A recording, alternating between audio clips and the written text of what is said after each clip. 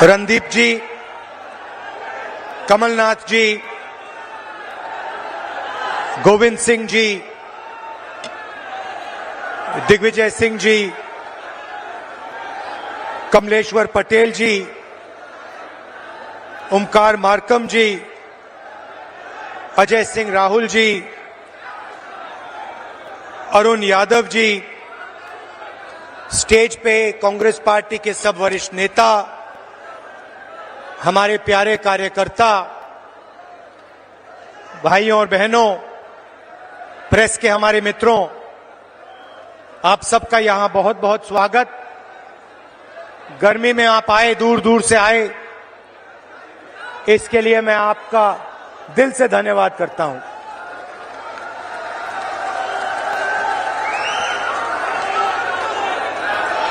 आडवाणी जी ने अपनी किताब में लिखा था, उन्होंने एक किताब लिखी थी और किताब में लिखा था कि जो आरएसएस और बीजेपी की सच्ची लेबोरेटरी,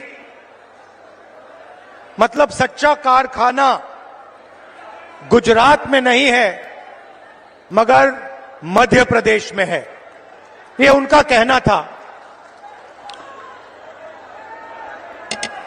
तो जब मैं इस भाषण की तैयारी कर रहा था तो मैंने सोचा, आडवाणी जी ने कहा था कि मध्य प्रदेश उनकी लेबोरेटरी है, उनका कारखाना है, तो चलो देखते हैं आरएसएस और बीजेपी की लेबोरेटरी में, कारखाने में ये क्या क्या काम कर रहे हैं। दो तीन उदाहरण आपको देना चाहता हूं। बीजेपी की लेबोरेटरी में मरे हुए लोगों का इलाज किया जाता है और उनका पैसा चोरी किया जाता है। हिंदुस्तान के किसी और प्रदेश में मरे हुए लोगों का इलाज नहीं होता है, मध्य प्रदेश में मरे हुए लोगों का इलाज होता है और पैसा चोरी किया जाता है।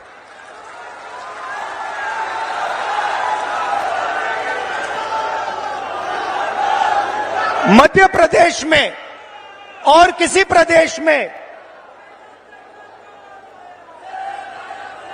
शिव जी, भगवान शिव से चोरी नहीं की जाती है। मध्य प्रदेश में महाकाल कॉरिडोर में शिव जी से चोरी की जाती है।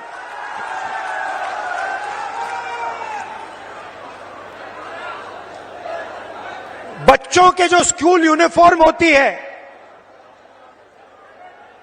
उनका मिड डे मील का भोजन का पैसा होता है, वो बीजेपी लेबोरेटरी में उनसे चोरी की जाती है। मध्य प्रदेश के भविष्य से, छोटे छोटे बच्चों से चोरी की जाती है।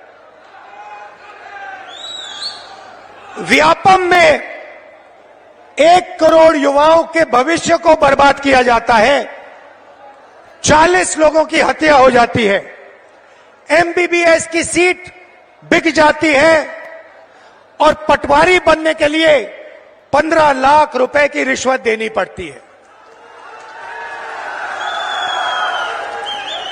मगर ये लोग वहां नहीं रुकते। बीजेपी की लेबोरेटरी में 18 साल में 18,000 किसानों ने आत्महत्या की है। हर रोज 3 किसान बीजेपी की लेबोरेटरी में आत्महत्या कर डालते हैं। मंदसौर में बीजेपी की लेबोरेटरी में को गोली मारी जाती है, पे 18% और पेस्टिसाइड पे 12% जीएसटी लग जाती है। ठहरिए, बीजेपी की लेबोरेटरी में हर रोज महिलाओं का बलात्कार होता है। 12 साल की में रेप होता है। भोपाल में एक लड़की का बलात्कार होता है और जब उसका भाई उसे बचाने की कोशिश करता है तो पुलिस के सामने उसकी हत्या कर दी जाती है। ये बीजेपी आरएसएस की लेबोरेटरी का काम। 45 सिलेंडर 11 और जहां भी देखो वहां पे प्राइवेटाइजेशन और कॉन्ट्रैक्चुअलाइजेशन किया जा रहा है। यह काम बीजेपी के लेबोरेटरी में आपके सामने किया जाता है। बीजेपी के लेबोरेटरी में आदिवासी जिला है। बीजेपी के नेता आदिवासियों के ऊपर पेशाब करते हैं।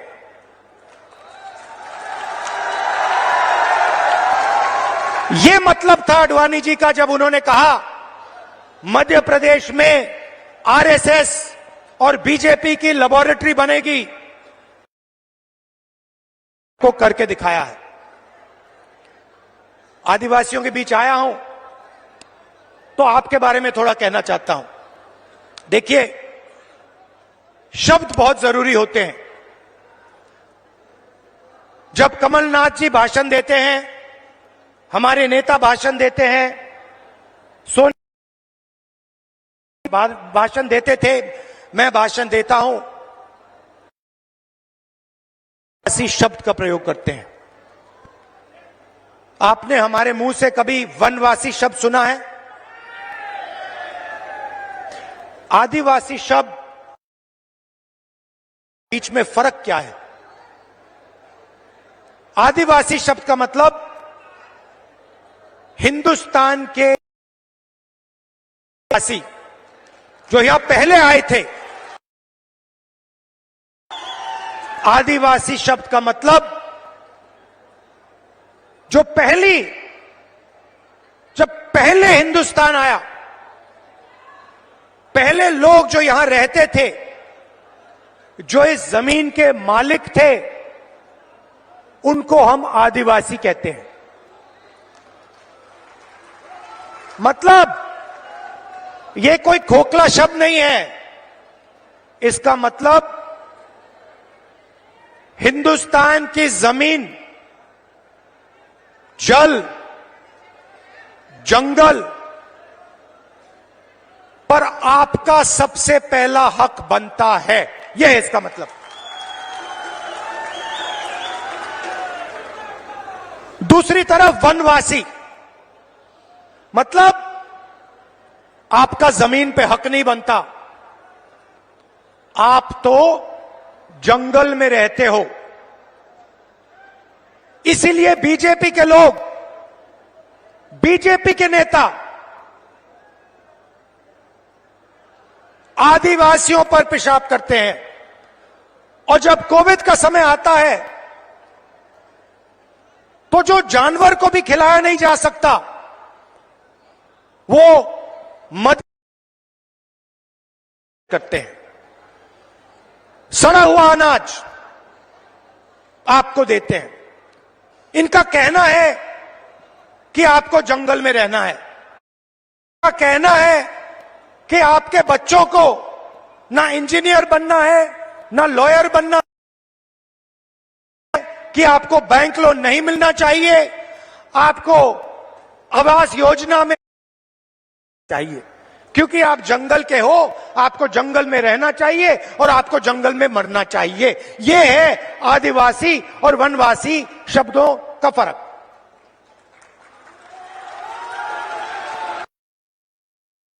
साफ है।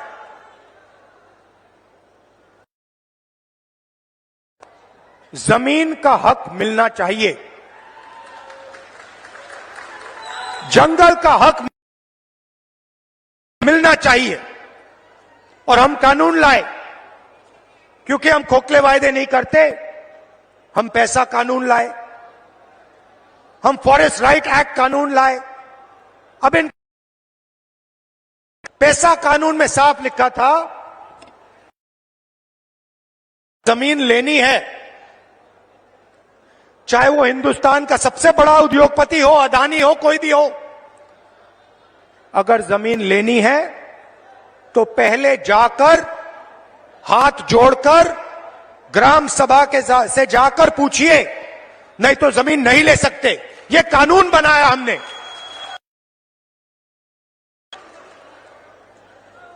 बीजेपी कहते नहीं, आप वनवासी हो, आपका जमीन पे कोई हक नहीं बनता, ग्राम सभा से कुछ पूछने की जरूरत नहीं, फॉरेस्ट डिपार्टमेंट जो करेगा वो करेगा, आदिवासियों का इसमें कोई हक नहीं बनता। और पेशा कानून को, एक्ट को उन्होंने रद्द कर दिया। 4.5 लाख पट्टे, जमीन के पट्टे जो आपके हैं, जो आपको मिलने चाहिए, उन पट्टों को बीजेपी की सरकार ने रिजेक्ट कर दिया। क्योंकि वो कहते हैं भैया आप आदिवासी नहीं हो, आप वनवासी हो, जमीन का तो आपका हक बनता ही नहीं है। सरकार ने 3.5 लाख पट्टे आपके हवाले कर दिए थे।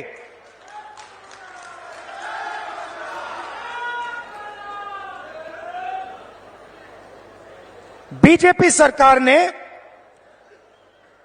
धमकी देकर, डराकर आपसे जमीन छीनी। जोबट में, मंडला में, डिंडोरी में आपने धरना की, आप खड़े हो गए, आपने कहा हम आपको जमीन नहीं देना चाहते, मगर हिंसा के साथ सरकार के बल को प्रयोग करके आपको हटाया गया और जो आपका है आपसे छीना गया। जल, जमीन और जंगल, मैं आपको यहां गारंटी देके कह रहा हूं, जो आपका है वो आपको हम वापस दे देंगे। जो आपकी जमीन का हक है हम आपको दे देंगे। अब मैं आपसे अब एक मजेदार बात बोलना चाहता हूं। इस बात को आप गहराई से सुनिए, क्योंकि ये आपके भविष्य के लिए बहुत जरूरी बात है। देखिए, हिंदुस्तान की सरकार को 90 अफसर चलाते हैं, कैबिनेट सेक्रेटरी चलाते हैं और secretary to the government of India चलाते हैं। हिंदुस्तान सरकार का कोई भी निर्णय हो, छोटे से छोटा निर्णय, बड़े से बड़ा निर्णय, मनरेगा कैसे बनेगा, आदिवासी बिल कैसे बनेगा, डिफेंस का पैसा कैसे खर्च किया जाएगा, ये सारे के सारे निर्णय अंत में ये 90 अफसर साइन करके निर्णय लेते हैं। भाई और बहनों, बीजेपी के एमएलए और एमपी नहीं लेते हैं। बजट का कैसे प्रयोग किया जाएगा, हिंदुस्तान में जो जीएसटी का पैसा लिया जा रहा है, गरीबों से छीना जा रहा है, वो पैसा कैसे इस्तेमाल होगा, ये 90 अफसर निर्णय लेते हैं। अब मैंने पार्लियामेंट में भाषण में कहा कि 90 अफसरों में से 3 अफसर ओबीसी वर्ग के हैं। और मैंने कहा कि भैया ये जो पूरा बजट है, इसमें से सिर्फ 5% बजट ओबीसी अफसर डिसाइड करते हैं। अगर हिंदुस्तान की सरकार 100 रुपए खर्च करती है तो ओबीसी वर्ग के अफसर 5 रुपए का निर्णय लेते हैं। अब मैं आपसे सवाल पूछता हूं, मजेदार सवाल। अगर हिंदुस्तान की सरकार 100 रुपए खर्च करती है और ओबीसी के अफसर 5 रुपए का निर्णय लेते हैं, तो आदिवासी अफसर आज कितने रुपए का निर्णय लेते हैं ये बता दो मुझे। भाई और बहनों, ये हिंदुस्तान हमारे देश को चलाते हैं। आप मुझे बताइए, अगर हिंदुस्तान की सरकार 100 रुपए खर्च करती है तो आदिवासी अफसर कितने रुपए का निर्णय लेते हैं? जब मैं आपको बताऊंगा, जवाब दूंगा, आप हिल जाओगे। शर्म की बात है। भाई और बहनों, 100 रुपए में से आदिवासी अफसर 5 रुपए का निर्णय नहीं लेते। भाई और बहनों, नहीं, 1 रुपए का भी निर्णय नहीं लेते, 50 पैसे का भी निर्णय नहीं लेते, 25 पैसे का निर्णय नहीं लेते। भाई और बहनों, हिंदुस्तान अगर 100 रुपए खर्च करता है तो आदिवासी अफसर 10 पैसे का निर्णय लेता है। इससे बड़ा आदिवासी वर्ग का अपमान किया जा सकता है क्या? नहीं। इसीलिए हम सवाल उठा रहे हैं। आदिवासियों को इस देश में आज क्या हक मिलना चाहिए, कितना हक मिलना चाहिए? ओबीसी वर्ग को कितनी हिस्सेदारी मिलनी चाहिए? एससी वर्ग को कितनी हिस्सेदारी मिलनी चाहिए? यह सवाल है देश के सामने। इसीलिए हमने कास्ट सेंसस की बात की है। इसीलिए हम कास्ट सेंसस चाहते हैं, जाति जनगणना चाहते हैं, और हम करवा के दिखाएंगे। भाई और बहनों, आप देखिए, पहले नरेंद्र मोदी भाषणों में वनवासी कहते थे। जहां भी जाते थे पहले कहते थे वनवासी। मैंने एक भाषण किया, मैंने कहा नरेंद्र मोदी जी, आप आदिवासियों का अपमान मत करो। आप ये वनवासी शब्द कभी फिर से प्रयोग मत करो।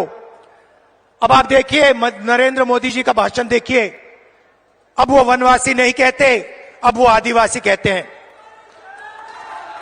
मुंह से आदिवासी शब्द निकलता है, दिल में वनवासी शब्द है। भाई और बहनों, मुंह से आदिवासी, दिल और दिमाग में वनवासी। हमारी नीयत साफ है, दिल से आदिवासी, दिमाग से आदिवासी, मुंह से आदिवासी, कर्मों से आदिवासी। हम यहां आपको झूठ बोलने नहीं आए हैं। भाई और बहनों, हमारी गारंटी सुन लीजिए।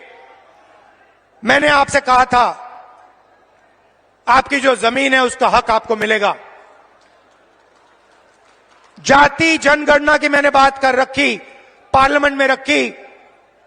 हम करवाएंगे, चाहे बीजेपी करवाए ना कराए, हम उन पे ऐसा दबाव डालेंगे, ऐसा दबाव डालेंगे, उनको करना ही पड़ेगा। अगर नहीं करेंगे, परे हो जाओ, हम करेंगे।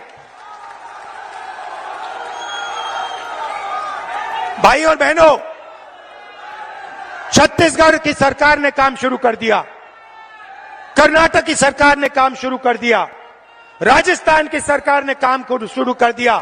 कहां तक भागेगी बीजेपी? कहां तक दौड़ेंगे? मध्य प्रदेश में हमारी सरकार आएगी, पहला काम हमारी सरकार का सेंसस कर देगी। क्यों? क्योंकि हम आदिवासी वर्ग को, दलित वर्ग को और ओबीसी वर्ग को हिंदुस्तान की हिस्सेदारी देना चाहते हैं।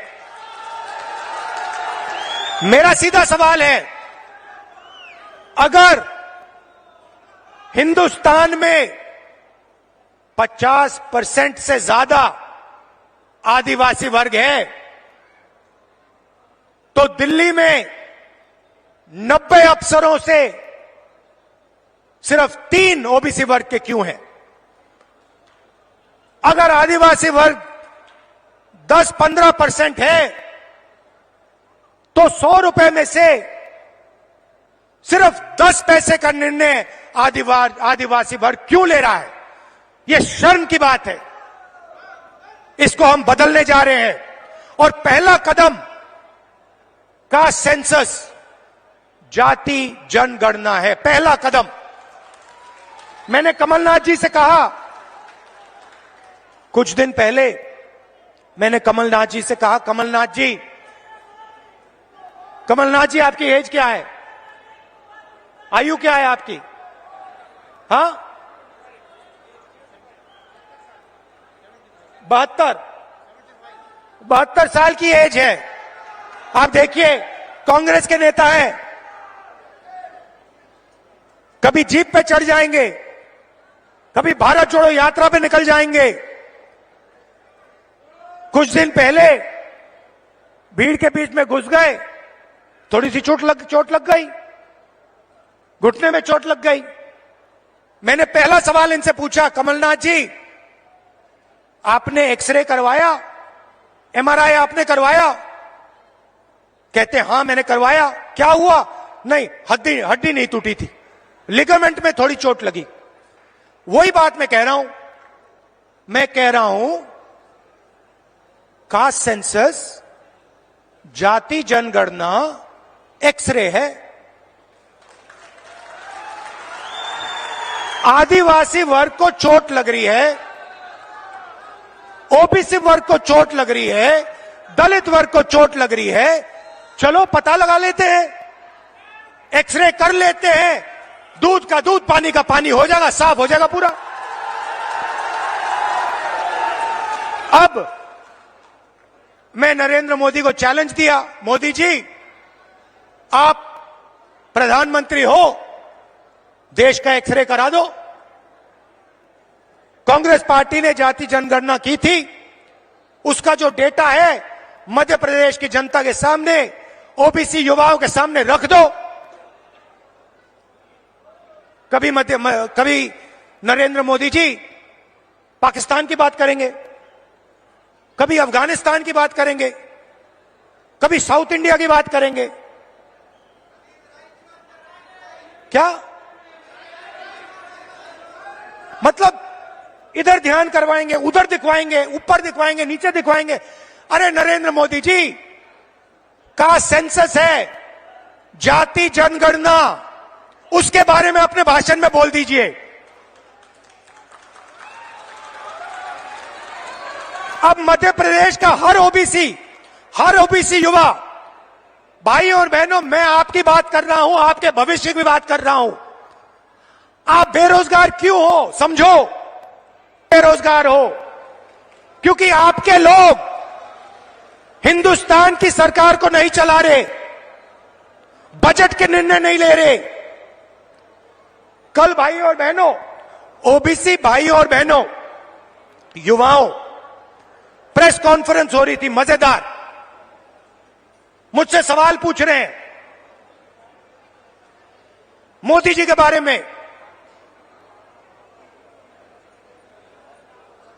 इजरायल के बारे में, अलग अलग सवाल। मैंने एक सवाल रख दिया सामने। मैंने प्रेस वालों से पूछा, भैया एक बात बता दो, आप यहां पे 200-300 लोग,